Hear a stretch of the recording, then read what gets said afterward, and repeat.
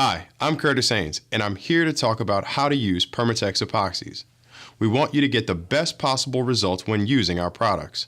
So today, we have some tips on how to get the maximum repair strength from our epoxies. To show you proper epoxy prep and application, we'll use our Permatex 5-minute gap-filling epoxy. Give yourself a clean, open work area. Make sure you've got all necessary supplies for prep, cleaning, mixing, application, and cleanup, and that includes safety glasses, disposable gloves, paper towels, rubbing alcohol, and sandpaper. You may also want to have clamps or other devices to hold parts together while the epoxy sets up. Before you start, double check the package instructions for the working time, the fixture time, and the cure time. The working time is the time you have to get the epoxy mixed, applied, and the repair pieces put together. For most of our liquid epoxies, you want to mix for up to a minute, except for the 1-minute epoxy, where you should only mix for about 20 to 25 seconds. The 1-minute epoxy has a blue dye that disappears when the epoxy is completely mixed. Pretty cool. For our epoxy sticks, you want to knead the two parts together for no more than 2 minutes. When you're done mixing, the liquid or putty should have a completely uniform color.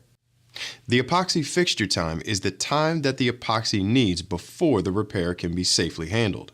And again, this varies with each of our formulas. But remember, you don't get the full strength of a repair until the epoxy is completely hardened, and that's the cure time.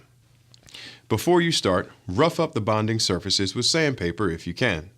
Having a surface that's a little rough will help the epoxy hold better. And be sure that the surfaces are completely clean. Oil, dirt, and dust can ruin the bond.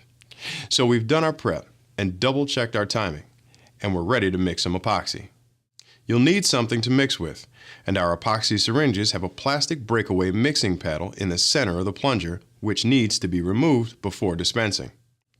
A clean popsicle stick also makes a good mixing stick, and it won't react with the epoxies.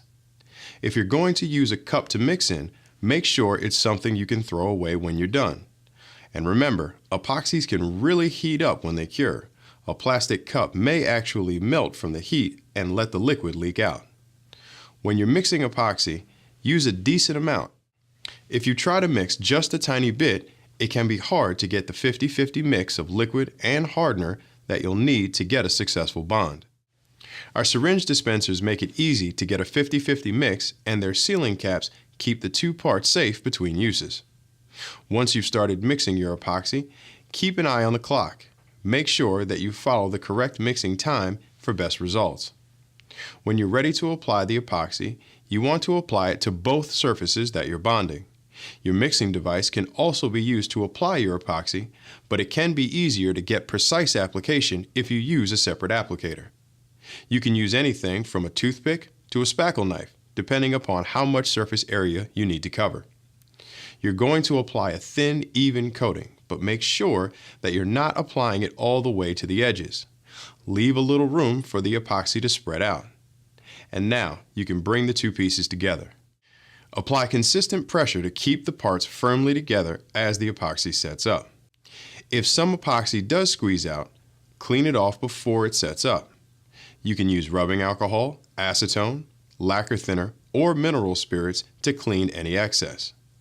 But don't let the cleanup interfere with keeping the parts firmly together. Try not to let any epoxy cure where you don't want it. In most cases, cured epoxy can only be removed mechanically or by scraping. If you get uncured epoxy on your skin, first wipe it off with a clean cloth or paper towel, and then use Permatex Fast Orange hand cleaner and lots of water to get the rest off. Be patient. It may take some time to remove it. While you're letting your epoxy cure, you want to make sure it's not in direct sunlight. It can cause some clear epoxies to turn yellow, and some epoxies are just naturally yellow when they cure. In addition to keeping the epoxy out of direct sunlight, you want to make sure that you keep your repair away from long-term exposure to water, unless you're working with a waterproof epoxy. A question we get a lot is, can you use epoxy in place of a superglue? Superglue is good when you need a really thin application, say gluing a china cup back together. Epoxies are for applications where structural repair and holding strength are more important than a thin repair. Epoxies are not really a replacement for superglue, and vice versa.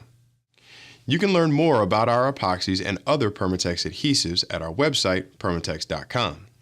We have downloads for safety data sheets and technical data sheets with complete instructions and specs on all our epoxies. And for advice on choosing the right type of epoxy for your repair, check out our other Permatex Epoxy series videos. I'm Curtis Haines for Permatex, and thanks for watching.